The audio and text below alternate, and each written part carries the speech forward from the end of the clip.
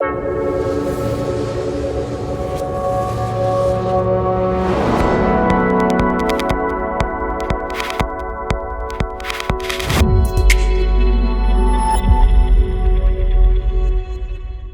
je vais aborder aujourd'hui le sujet de l'IA et un thème peut-être un peu différent de ce que vous avez entendu jusqu'à présent, c'est pas vouloir tout automatiser. Donc déjà, ça paraît bizarre, mais c'est nous concentrer sur les problématiques premières de nos clients. Donc, comme on en a un certain nombre depuis quelques années, on voit là où ils peinent. Et là où ils peinent, c'est là où on va chercher à innover et à greffer de l'intelligence artificielle. Ou plutôt un sous-domaine, le machine learning. Voilà, clairement, je ne vais pas forcément faire du chat GPT dans de la planification, je pense que ce n'est pas forcément le bon niveau. Je vais pour ça aborder 4 sujets très précis. Bien sûr, la prévision des ventes, mais vous verrez, je vais rentrer dans des sujets qui sont qualifiés par mes clients des cas complexes. Et là, on amène quelques solutions pour pouvoir initier au moins une démarche de prévision lorsqu'on n'a pas grand-chose. Un autre sujet très proche, tout est lié aussi quelque part, l'analyse comportementale. On voit ce sujet très simple, mais il nous permet au moins de greffer très rapidement des méthodes sur la base, on verra, de clusters. Donc, identifier en effet que tel ou tel cluster de groupes de produits sur des marchés, on va plutôt pouvoir travailler comme ça ou comme ça ou comme ça. Donc, c'est très simple à mettre en œuvre. On saura aussi piloter votre dynamique de stock, parce que ces clusters seront dynamiques, ou du moins les DFU, ou du moins liens article-marché, à l'intérieur de ces clusters vont évoluer en fonction de leur dynamique et leur comportement. Donc on verra qu'on pourra les classer et dynamiser ces politiques de stock associées à ces comportements.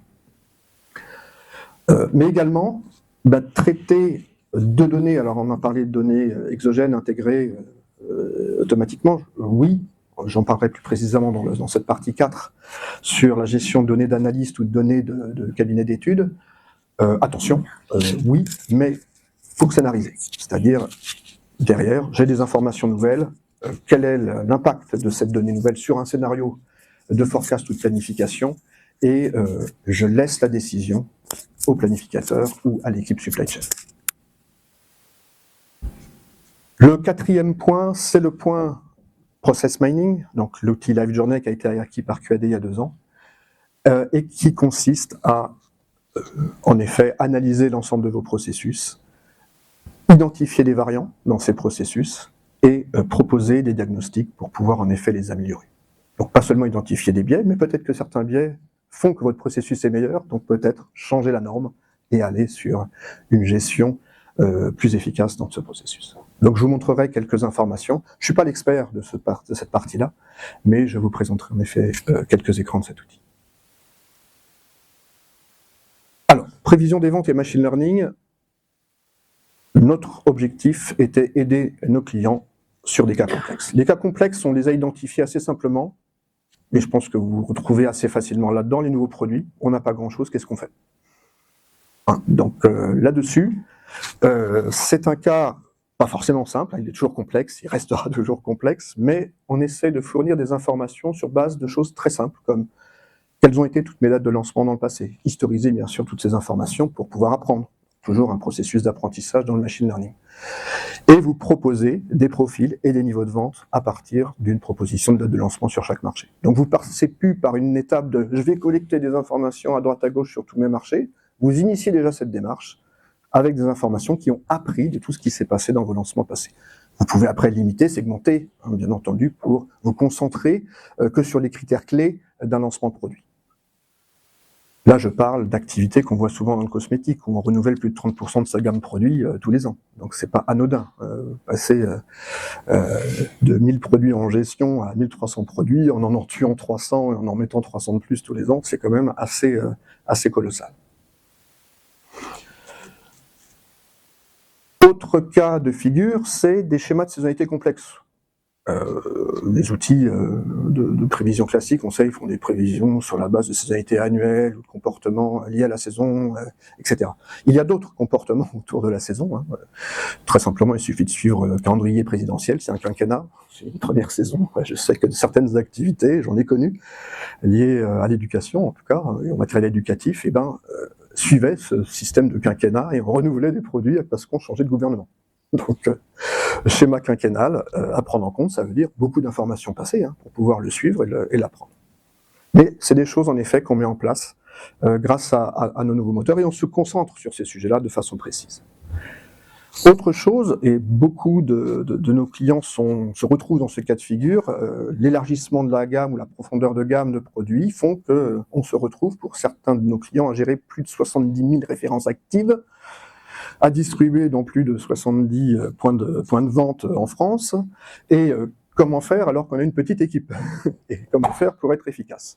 Et bien là, on va les aider grâce aussi à la partie qu'on verra juste après, qui est la segmentation, ou la clusterisation et la gestion des comportements, à en effet identifier ce sur quoi ils doivent vraiment travailler et laisser quelques automatismes sur des choses moins critiques pour leur activité. Voilà. Autre point, bien entendu, c'est lié à ce qu'on appelle le demand sensing, et donc c'est s'approcher d'une prévision plus court terme, plus efficace et plus dynamique. Et donc c'est tenir compte en effet des comportements, typiquement pour les produits frais autour des jours fériés. Typiquement en effet s'attarder en effet sur ces profils intra-semaine, des fois un peu complexes lorsqu'on est sur le marché français, avec tous ces aléas. Donc c'est cette partie demand sensing qui nous concerne aussi chez nos clients qui font de l'agroalimentaire et surtout les produits frais. Alors pour vous montrer quelques éléments, j'en ai mis juste une copie d'écran qui comparait des prévisions stats classiques basées sur des méthodes que tout le monde connaît ou a entendu parler, qui sont l'exponential smoothing ou le lissage exponentiel.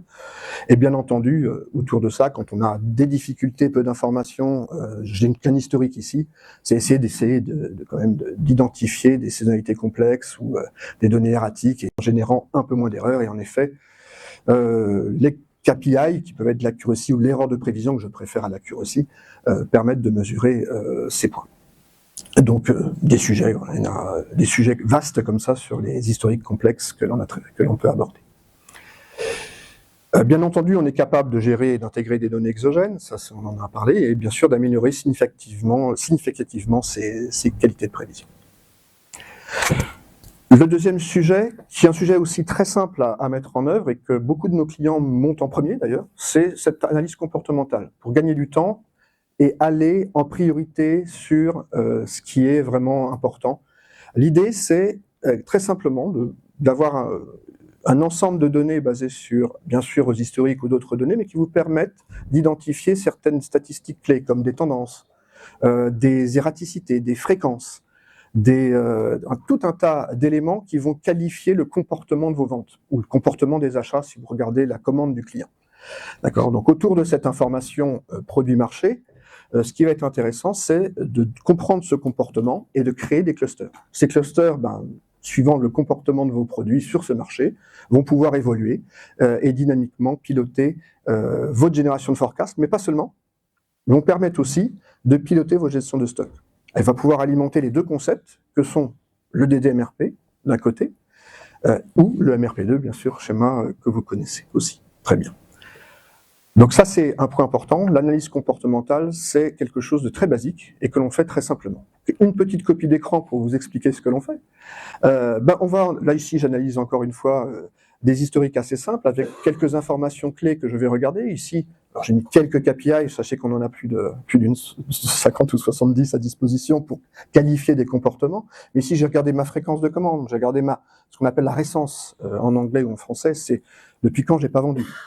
Donc c'est des phénomènes qui peuvent aussi nous dire qu'il y a un risque d'obsolescence. Donc c'est des points comme ça que l'on va regarder.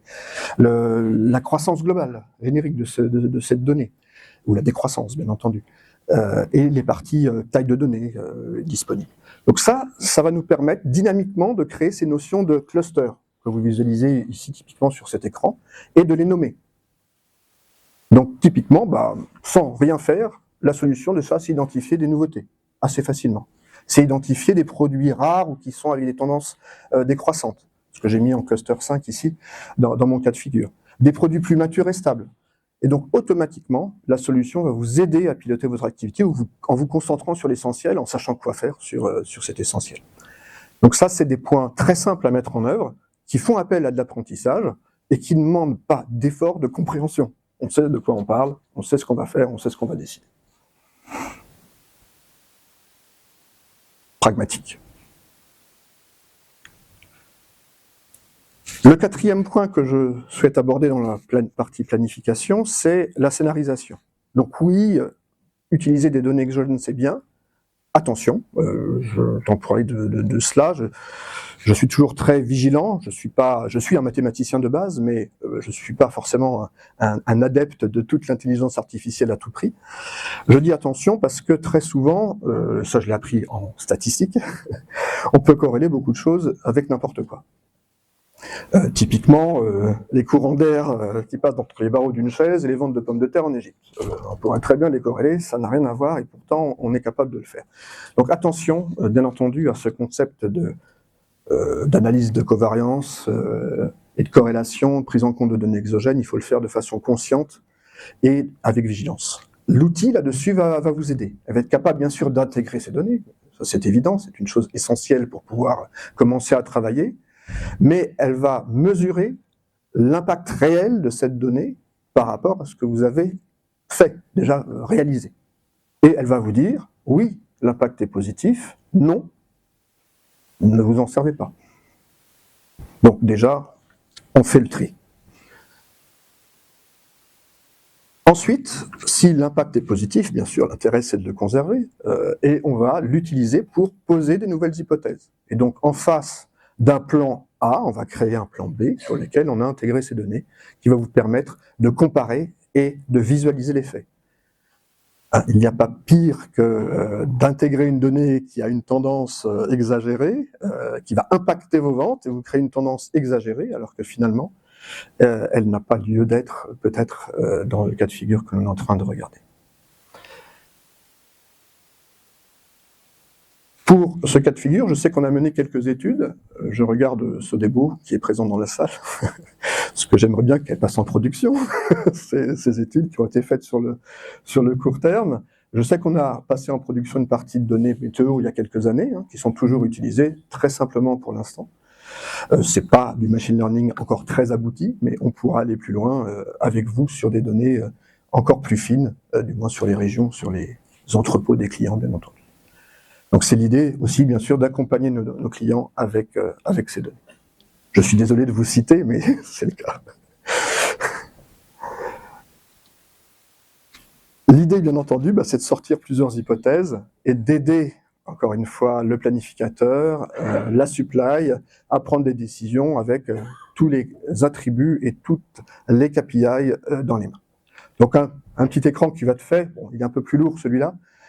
Je vous montre que j'ai intégré, alors ça c'est des données macroéconomiques sur un schéma trimestre, mais peu importe le schéma temporel dans lequel on le regarde, on va pouvoir projeter une donnée économique, donc déjà travailler sur quelque chose qui n'existe pas forcément visiblement sur le marché, ou alors la récupérer ici de l'OCDE, et puis projeter ici un produit intérieur brut pour pouvoir en effet l'utiliser dans différents scénarios de projection. Ici je suis très agrégé, attention, c'est appliqué à l'ensemble des scénarios de chaque pays et être utilisé après pour prendre une décision. Alors, pour faire une petite synthèse de ce que je vous avais vu, tout ce que vous avez vu fait partie de l'outil appelé Digital Supply Chain Planning, donc le premier de la liste est anciennement DINASYS. Il intègre donc des notions qui font du nettoyage de données, on en a parlé avec l'impact de données externes non valables, on peut pas en tenir compte, mais on est capable aussi d'analyser, de regarder vos données et de vous dire attention, j'ai peur que ce critère soit pas exactement la bonne valeur. Donc ça permet aussi aux personnes de gérer un peu mieux leur master data en amont de la planification. On sait que la data est tellement essentielle à la planification que c'est important de faire ce petit travail. Généralement, on le fait au début de projet. Après, l'équipe interne gère sa master data beaucoup mieux et beaucoup plus efficacement. La partie dynamic clustering, on en a parlé, c'est la classification, la segmentation et la possibilité en effet de dynamiser au travers de l'analyse comportementale la classification de vos données. Bien sûr, accompagner la génération de forecast. Je dis bien génération, je ne dis pas validation. Il y a toujours cette étape de collaboration en interne qui me semble essentielle à un bon process SNOP. Le demand sensing est capable de descendre plus fin, de réagir plus vite sur du court terme. Et bien sûr l'analyse d'impact de ces données additionnelles si vous les traitez. Donc ça aujourd'hui, c'est des développements faits depuis 4 ans dans nos solutions, et on accompagne nos clients sur la mise en place de ce type de solution. Le quatrième point et le dernier point que je souhaitais aborder, c'est le point en effet, connaissez-vous vos processus? Et donc ça, je sais que tous vous en avez certainement entendu parler ou déjà fait l'acquisition d'outils de process mining, mais sachez qu'en effet QAD dispose d'une solution française qui s'appelait au départ LiveJourney, qui s'appelle Process Intelligence, et qui est capable en effet de analyser beaucoup de choses. Déjà, de tenir compte de votre process référent, qu'est-ce que vous avez conçu. Donc un process, c'est une suite de tâches qui mènent à un objectif, et, etc., etc. Et de le comparer à la réalité. Donc regardez, typiquement, si on suit une prise de commande, ou du moins la réalisation d'une commande, si on fait du picking, ou si on suit un processus de facturation, enfin, tout un tas de processus issus de vos outils transactionnels. Ça peut être aussi des outils WMS, des outils ERP qui peuvent être utilisés derrière ce type de choses. Tout ce qui suit les transactions va pouvoir rentrer dans cette analyse et vous montrer tous les variants. Donc déjà, tous les défauts autour du processus cible. Mais derrière cela, il vous fait une analyse. Est-ce que les variants ont eu des effets négatifs ou positifs sur un délai ou des choses qui sont critiques pour votre supply? Et donc ces points rouges peuvent aussi des fois être des points verts, parce que vous montrent des intérêts à plutôt court-circuiter une étape qui était peut-être inutile dans votre processus de base. Donc tout cela, c'est mené par 3 éléments clés de cet outil. C'est découvrir vos processus, donc rien que l'analyse de l'ensemble de vos logs d'un système va vous permettre de dessiner vos processus avec l'ensemble de ces variants. Et vous pouvez activer à des dates précises et suivre les flux d'informations qui ont été effectués et mieux appréhender un variant ou un biais qui ont été apportés. Donc c'est une exploration superbement visuelle de ces données avec bien entendu une masse d'informations colossales qui peuvent être intégrées dans ce type d'outils. Pour tout vous dire, les clients de LiveJourney français, des clients comme EDF, La Poste, avec, comme vous imaginez, des masses de processus et d'informations utiles à leur activité. On va ensuite avoir la possibilité, grâce à l'IA générative, et oui, on a parlé de ChatGPT, mais de poser des questions à cet apprentissage et de dire où est-ce que ça coince et pourquoi ça coince. Et il va être capable de vous répondre et vous faire une analyse causale de cette problématique.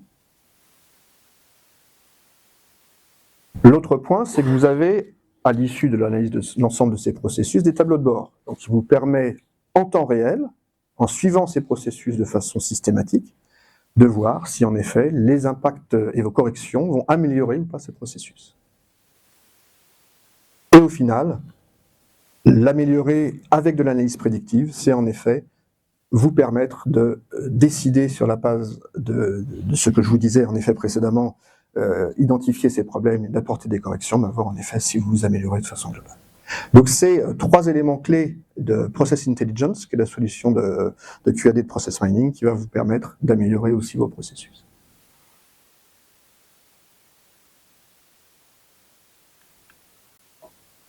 Trois personnes ici sont présentes dans l'équipe QAD, donc Dorothée, Frédéric et moi-même. Donc on est là pour toutes vos questions. N'hésitez pas, je finis ma prestation ici. J'espère que ça vous a convenu et vous permet de voir notre intérêt sur ces sujets, mais aussi l'aspect très pragmatique ce qu'on apporte à ces sujets. Merci.